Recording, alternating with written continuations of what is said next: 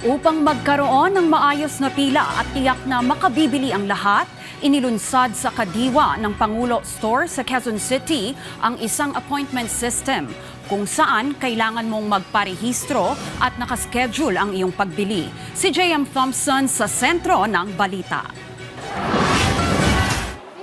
Ang senior citizen na si Ate Adelina, gabi pa lang ay nagpatulong na sa kanyang anak para makapag-register upang masiguro na may slot at makabili ng 20 pesos na bigas.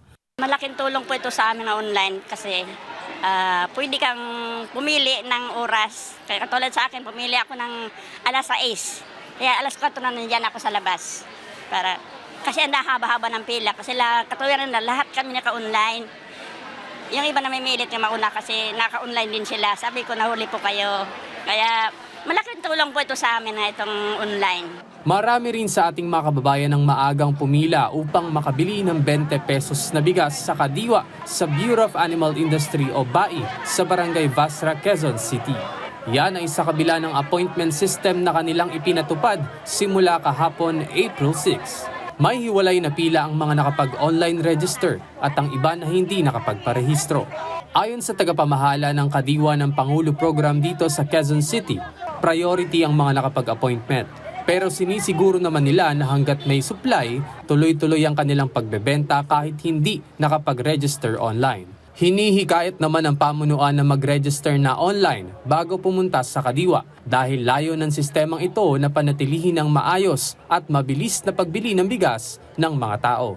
Bago ipatupad ang bagong sistemang ito, gabi pa lang dagsana ang ating mga kababayan sa Kadiwa, Quezon City.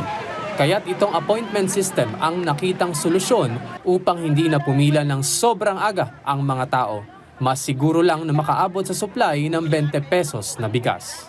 Para mag-register online, pumunta sa official Facebook page ng Kadiwa, pindutin ang registration link o iscan ang QR code. Sundan ang proseso sa loob ng link at ibigay ang impormasyong kinakailangan. Huwag ding kalimutan na i-screenshot pagkatapos mag-register dahil isa ito sa kanilang titingnan para i-verify bago makabili ng bigas. Nagsisimula ang pagbebenta dito ng alas 6 ng umaga hanggang alas 2 ng hapon. Dahil sa patuloy na pagtaas ng presyo ng mga bilihin sa merkado para makabawas sa gastos sa pang-araw-araw, pinipili ng ating mga kababayan na bumili sa Kadiwa dahil mas abot kaya ang presyo ng mga produkto, lalo na ang bigas kumpara sa benta sa ordinaryong palengke. Ayon sa huling tala ng Philippine Statistics Authority o PSA, as of March 1, nasa 1.88 million metric tons ng stock ng bigas ang mayroon sa bansa. Ibig sabihin, tumaas ito ng 16.5% sa kaparehong buwan noong nakaraang taon na mayroon lamang 1.61 million metric tons ng stock ng bigas.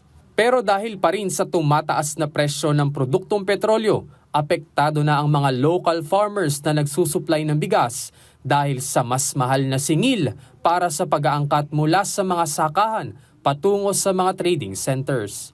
Sinisiguro naman ng pamahalaan na sapat ang supply ng mga pang-araw-araw na pangangailangan ng tao, lalo na ang bigas. Sa kabila ng tuloy-tuloy na pagtaas ng presyo ng produktong petrolyo, dulot pa rin ang kaguluhan sa gitnang silangan. J.M. Thompson para sa Pambansang TV sa Bagong Pilipinas.